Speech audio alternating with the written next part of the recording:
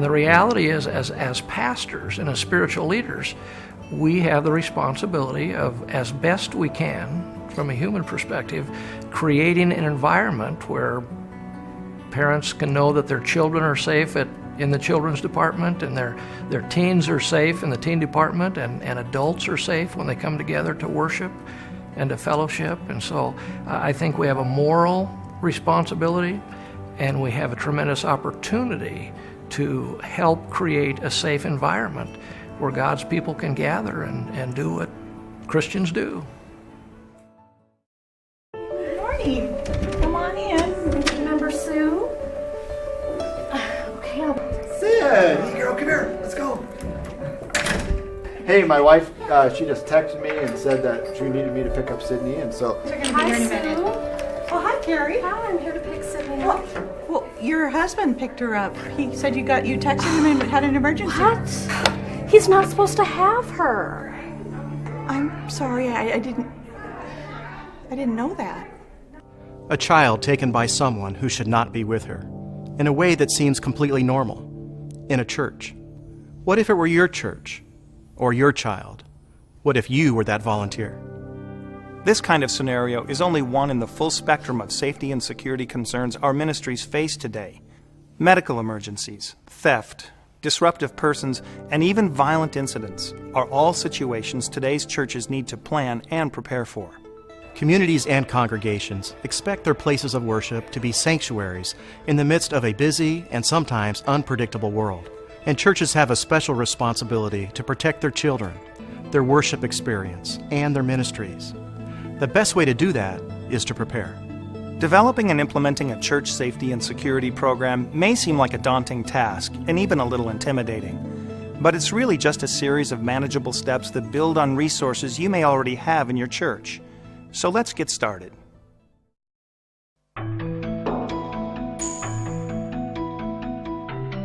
The first and most important step is recognizing the need for a church safety and security program, and that may require a shift in mindset.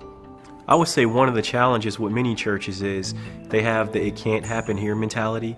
They don't really believe that certain incidents can occur at their place of worship. Sometimes it takes an actual emergency to change that mindset. And I've been preaching on a Sunday morning when a woman dropped to the floor with a heart attack. Medical emergency right in the middle of the service. I've been preaching on a Sunday morning when a total stranger walked up on the platform and interrupted the entire service. The most common emergencies in a church tend to be medical situations, but we're all aware that churches have been targets of violence as well. Though the most extreme cases are very rare, other challenges to safety are not, partly because of the nature of a church. That's the characteristic of the church, and so we invite everyone to come. Well, everyone comes, and they come with their problems, they come with their brokenness, they come hurting, and that they're often people who just don't have the coping skills to deal with the pressures of life. And so the church is just ripe with the opportunity. It's a reality that churches often work with limited resources, but that doesn't have to be a roadblock to starting an effective safety and security program. If there was one thing that I could tell every senior leader at churches when it comes to safety and security, is that it doesn't have to be something expensive. You don't have to spend a lot of money to start a safety and security program. What should a safety and security program cover? The details may vary depending on the size of your church and the makeup of your congregation. A successful program covers three main areas. Protect the children through careful screening, good supervision, and effective check-in and check-out procedures. Protect the worship experience, the gathering, the giving, and the leaders. Protect the ministries, the missions, the daily operations, and integrity or reputation of your church. That covers a lot of areas and activities, but remember, you don't have to do everything at once. It's important in starting, though, that the church leaders support this work, especially the pastor. What's important to the pastor often has that trickle-down effect and becomes important to the congregation. He's the primary spokesman for that particular fellowship. He's the one who sets the vision and the direction.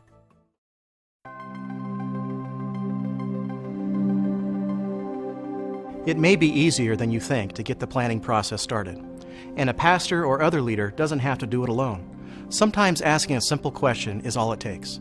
It was like overnight. It changed the whole atmosphere simply because I said, is there anybody out there that has any interest or has any expertise in these areas that we could begin to draw on as a congregation?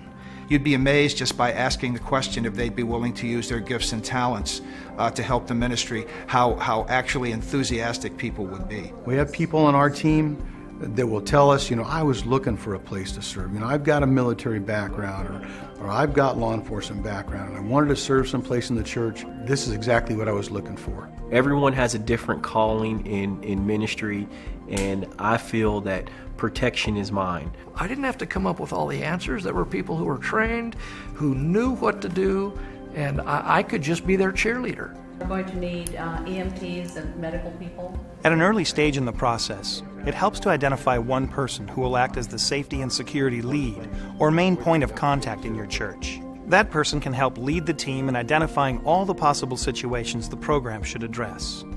Every church is different, so as you do this, it's important to keep in mind the character, priorities, and specific ministries of your church. Are you a church that primarily caters to seekers or new people coming into the church?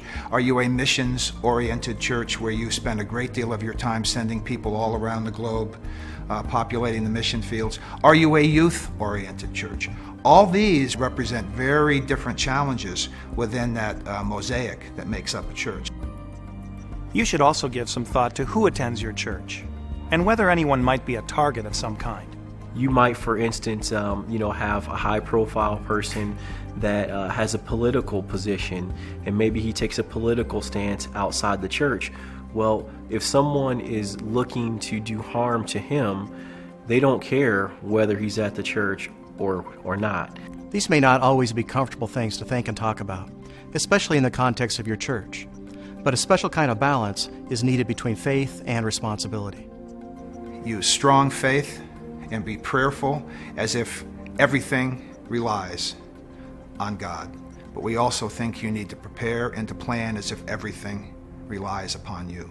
And that's the winning combination. As the team is formed and they begin to do their work, it's important everyone understands there are 3 key factors necessary for an effective safety and security program. The 3 C's: coordinated, consistent, and communicated.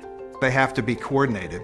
And what I mean by that is, if I am tasked with putting together a safety and security policy, and I'm the only one that does it, and I don't ask for input from you or from the lay team or the pastoral team, probably not going to be very successful. It has to be consistent, so there's not any confusion about what I'm supposed to do. That doesn't mean you can't, make different decisions at times based upon circumstances.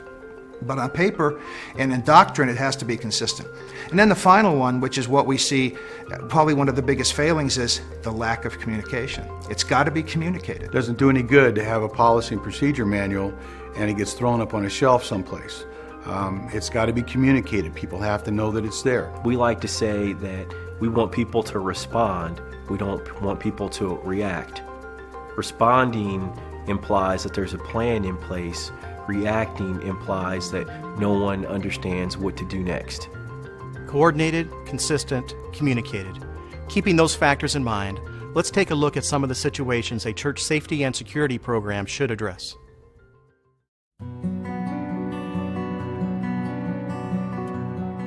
One of the most compelling reasons to develop a church safety and security program is the need to protect your children. Ironically, the fact that we think of churches as sanctuaries can actually make them less safe. In our churches, we want to be trusting, not suspicious. We want open and welcome places, not fortresses. We don't want to unnecessarily pry into someone else's private life either. But those factors can set up the very kind of situation where a child is kidnapped by an ex-spouse or partner. In some cases, a church may unintentionally provide an opportunity for a child abduction. For example, a woman may have moved out of her home and kept her new location secret. An estranged husband or boyfriend may no longer know where they live, but he most likely knows where they go to church. And despite any family trauma that may have happened, the child may be very happy to see him. How do you prevent this kind of situation? You should have a standard form on file with written instructions for the care of every child who will be left with your church staff or volunteers. It should be clear who has permission to pick up the child and your staff should know who that is. It can be as simple as having a sign-in, sign-out sheet. It could be a sticker. It can be a bracelet. It can be a sticker on the back that mom and dad has to come in with. And if everything doesn't match up, we know to ask some questions. You have to have something to make sure that that child's leaving with the right person, period. And a lot of times that's volunteers, so you need staff oversight. You need that staff person their job is to make sure that the volunteers are doing their job. The type of check-in, check-out procedure that makes sense will vary based on the size and nature of your congregation. The one thing that won't vary is the importance of having one. There's another aspect to protecting children that can't be ignored, even though it's unpleasant to think about. A church is a place where an adult can build a relationship of trust with a child. It's one of the few places it wouldn't be considered odd for a non-parent or guardian to be close to a child. Your pedophiles, your child molesters don't walk into church with a sign around their neck saying, "I'm a bad guy, I'm a pedophile, and I'm looking for a situation." They're gonna walk in and fit in better than anybody else that you have. That's why screening child care workers is so critical, and it should be rigorous. We are required to do background checks. Background checks should be the norm. References are important, and the interview process should be handled with the safety and security of children as the highest concern. You can think of the main elements of your child's safety policies and procedures as check-in, check-out, and check-up. At check-in, make sure you have a record of who drops off the child. At check-out, make sure the children are picked up by the people who have the authority to do so. And check up thoroughly on anyone who will be around your children.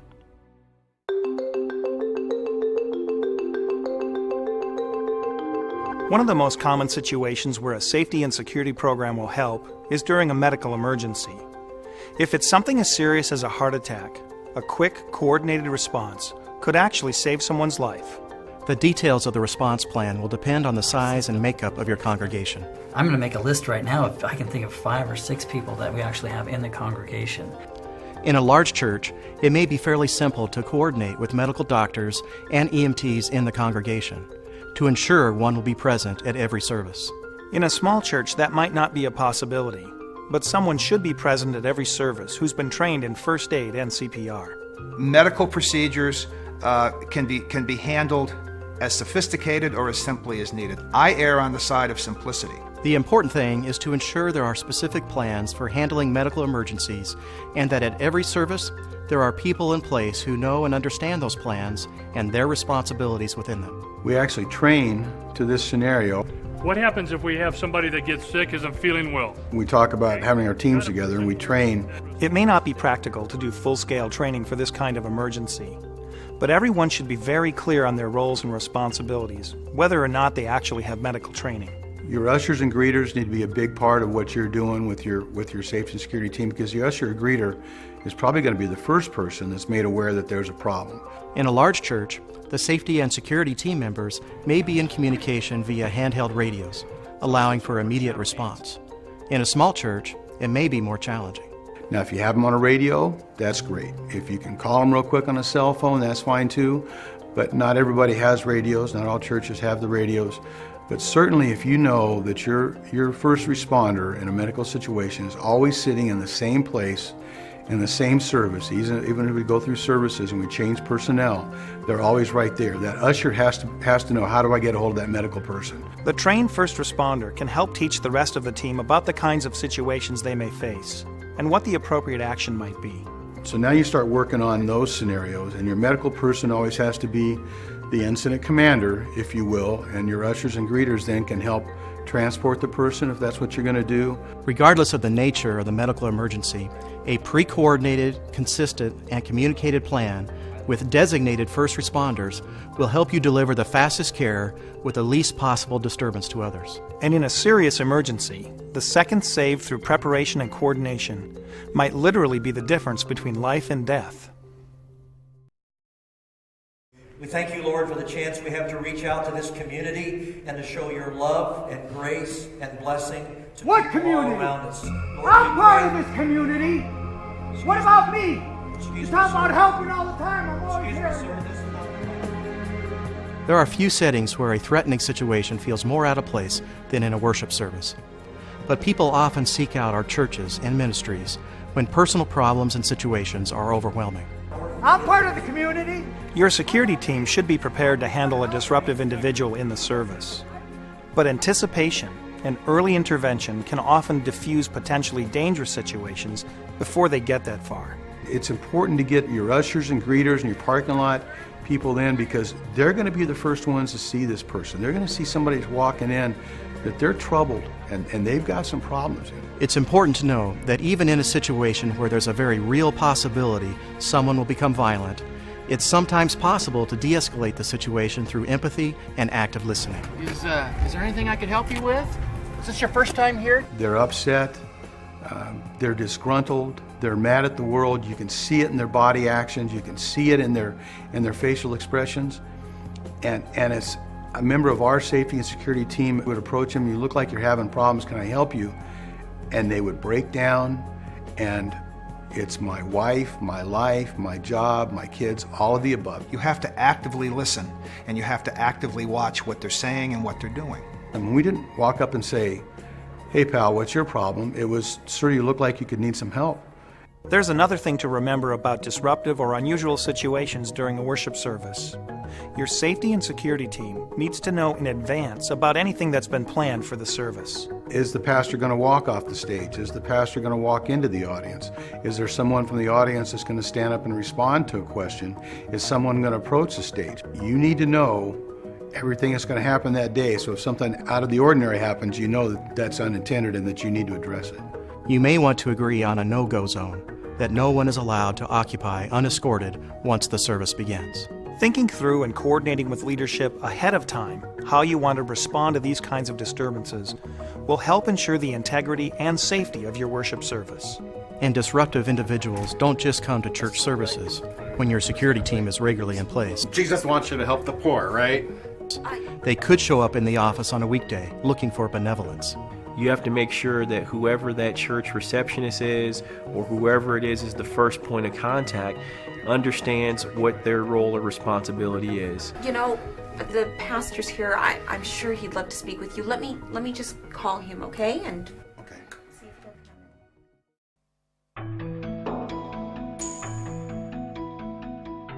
We've covered protecting the children and protecting the worship service. A complete safety and security program will cover all of your operations and ministries, from handling tithes and offerings to protecting people who are doing mission work in foreign countries. Churches vary. Thinking about the culture of your church and all the things it does will help you shape a security plan specific to your organization. Here are some of the questions you might ask. What kind of natural disasters are common to your location? Who has access to your church and when? Who counts the offering? Is the process monitored and controlled?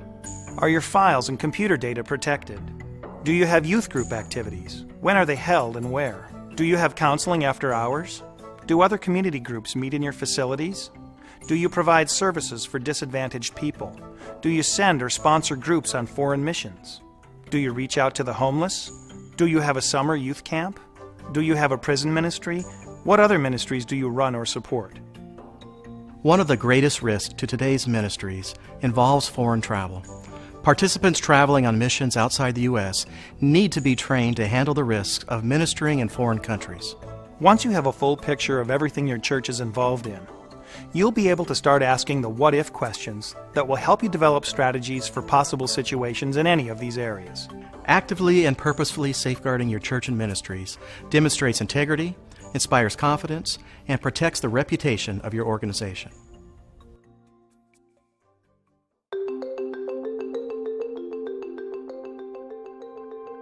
A safety and security program is most successful when it's designed and implemented as an actual ministry of your church. A ministry dedicated to safety and security in your church will be accepted more readily, coordinated more fully, and will result in a more positive impact across all your church's functions. If you're a pastor or a church leader, you don't have to create a safety and security program alone, but you may need to initiate it, and your support can make a significant difference. They are the leader of the church. If they embrace safety and security, then the rest of their congregation will as well. There's an expectation on the members that attend that you're doing something to protect me and my family when I come to church. And we just have the moral responsibility to do everything we can.